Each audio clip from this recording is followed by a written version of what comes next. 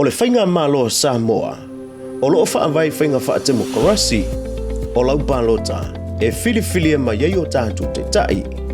O se awano e mita mitai oi o le tangata nuu Samoa, a wai le anga wha uma ye tangata le langi, ai mai se i antunu e le o whaavai ini whainga whaatimokorasi.